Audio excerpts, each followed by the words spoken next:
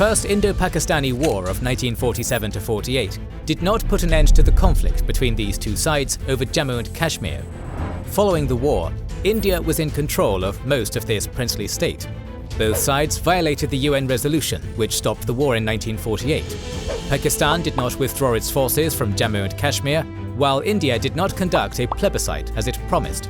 So in a way, the stage was set for another war, and it happened in 1965. Welcome to our video on the 1965 Indo-Pakistani War.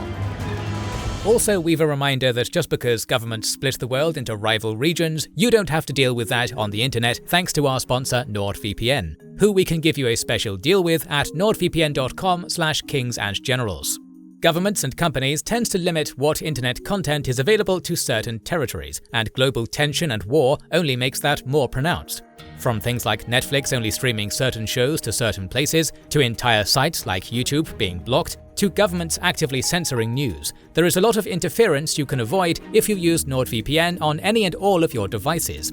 In one click, your virtual location is altered, giving you access to the internet as seen in another country, or if you're traveling, back to how things are at home. Except no more content blocks, higher prices, or censorship based on your location. All the while, Nord's threat protection features defend against the perils of internet browsing at all times, whether you use the VPN or not, and NordVPN also encrypts your activity with no logs kept, boosting your security and anonymity against all these groups trying to control and profit from your online life. Try it out today with 4 months of extra coverage added for free to a 2-year plan when you sign up at nordvpn.com/kingsandgenerals. They offer a 30-day money-back guarantee, so there's no risk in giving it a go. That's nordvpn.com/kingsandgenerals.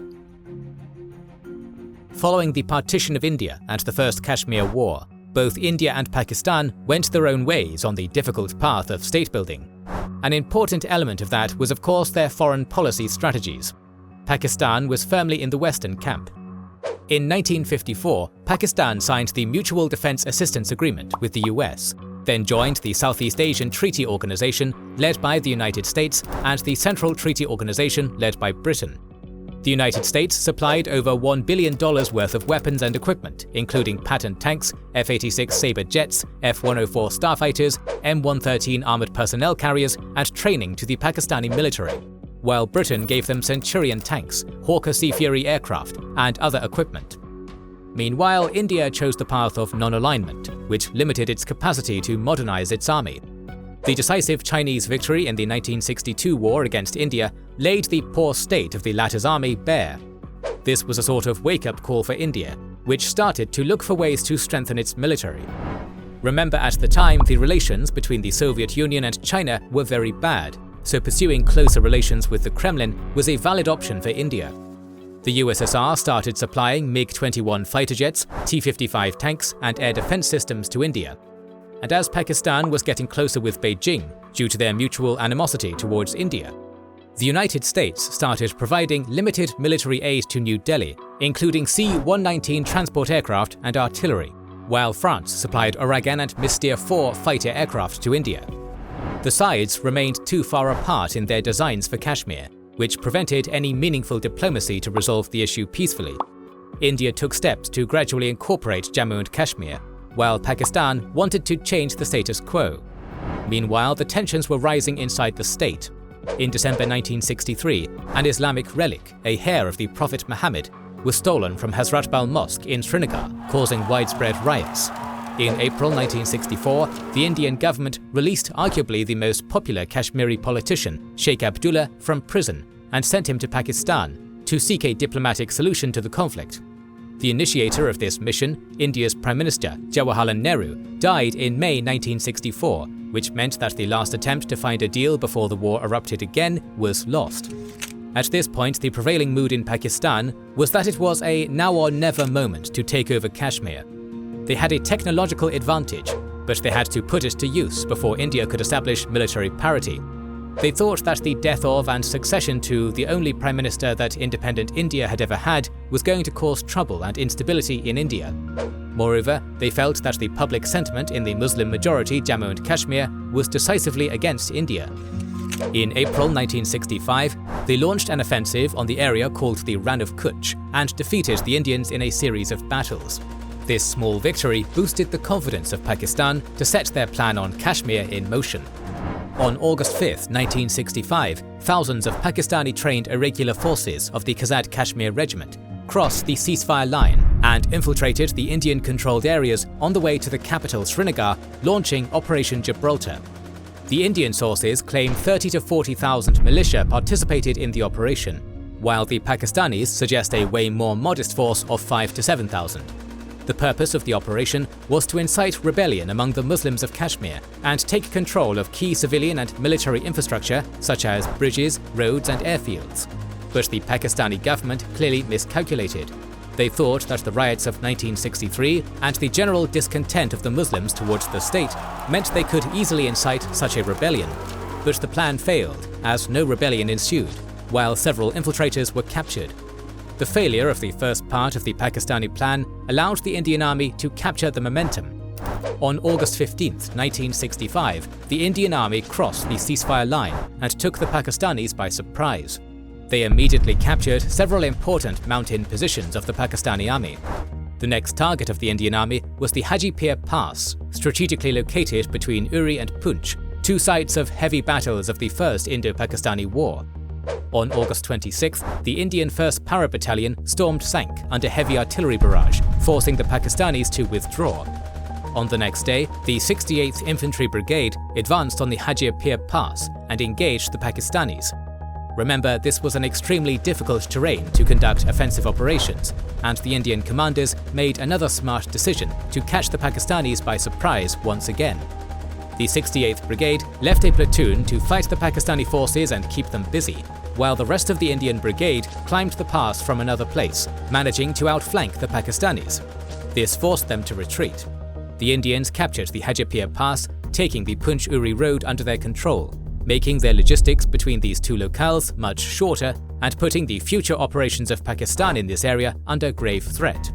This was a major victory for India at the beginning of the war. Pakistan now needed to recapture the momentum lost early on in the war they started.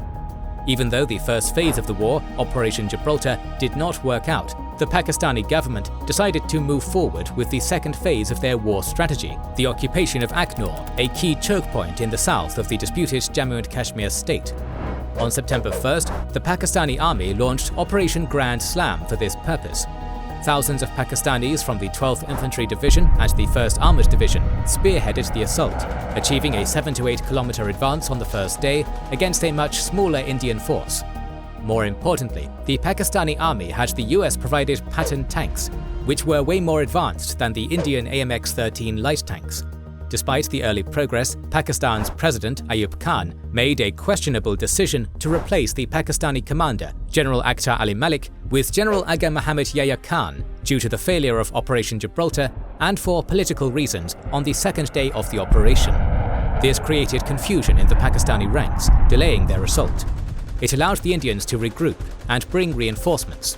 The 20th Lancers of the Indian Army and the Indian Air Force managed to stop the subsequent Pakistani advance, and when the Indian Army launched its own counter-offensive, the Pakistani command had to shift its focus to defense. On September 6th, the Indian Army started a major offensive on the internationally recognized territory of Pakistan, with its second biggest city, Lahore, as the key target.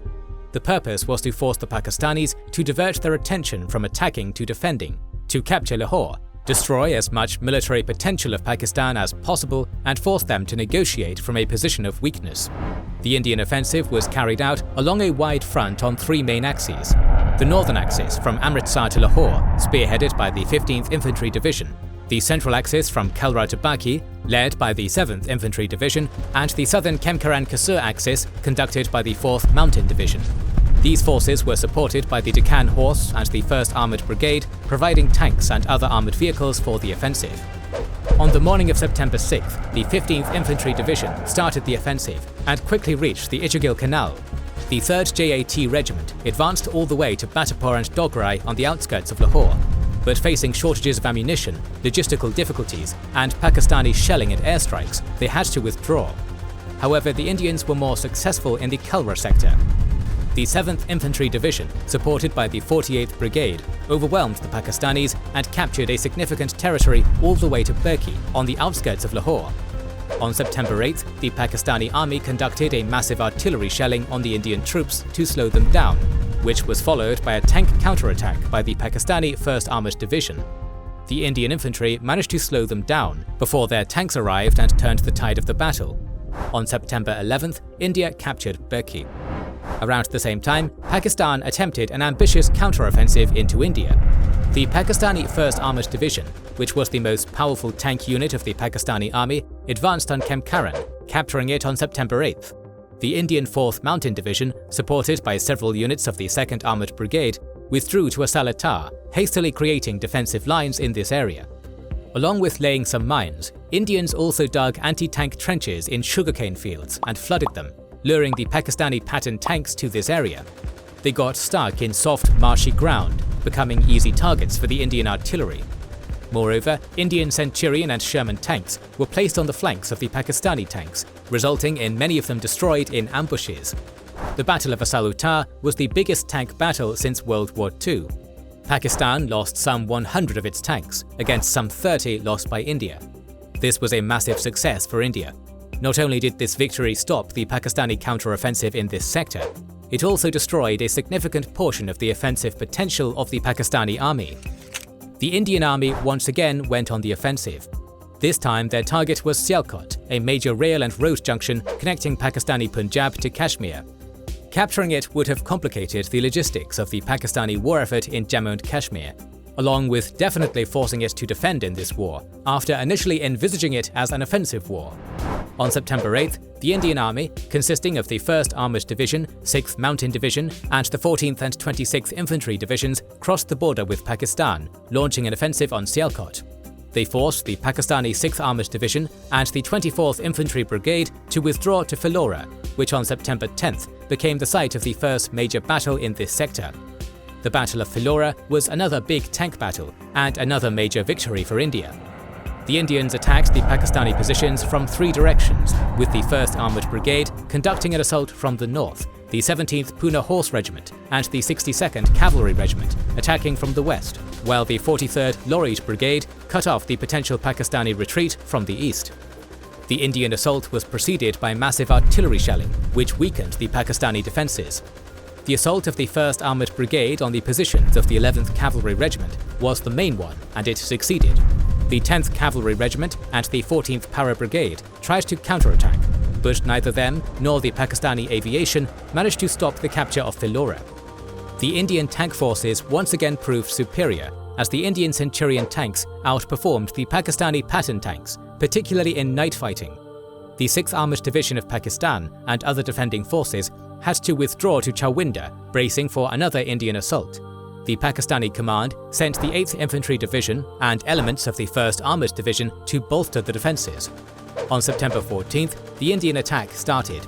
Their tanks tried to outflank Pakistani positions, but the determined counterattack by the 25th Cavalry Regiment, consisting of Patton tanks, stopped the Indian advance. The Indian army made several attempts to break through the fierce Pakistani resistance. We already mentioned how at the time when it happened, the Battle of Asal was the biggest tank battle in the world after World War II, but the Battle of Chawinda had an even bigger tank combat. More than 160 tanks were destroyed in 4 days, with Pakistan finally emerging victorious from an armoured confrontation. They managed to stop the Indian offensive on Sialkot.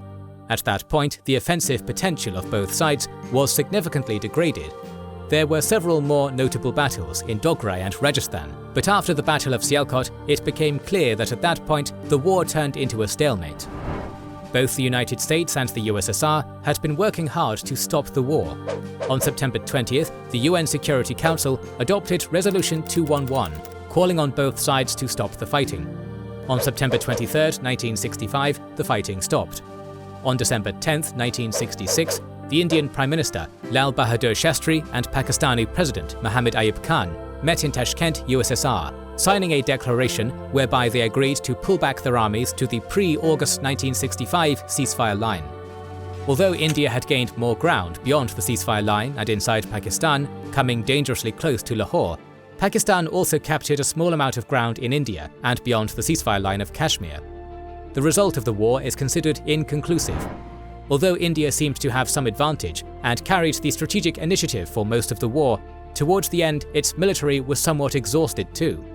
But most importantly, it prevented Pakistan from altering the status quo in Jammu and Kashmir, which effectively meant a strategic and political failure of this war for them, as the technological advantage of Pakistan over India in terms of armoured forces and aviation did not amount to actual success on the battlefield.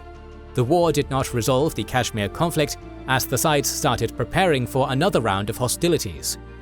Our series on the Indo-Pakistani wars will continue in the coming months. If you don't want to miss that, subscribe and press the bell button.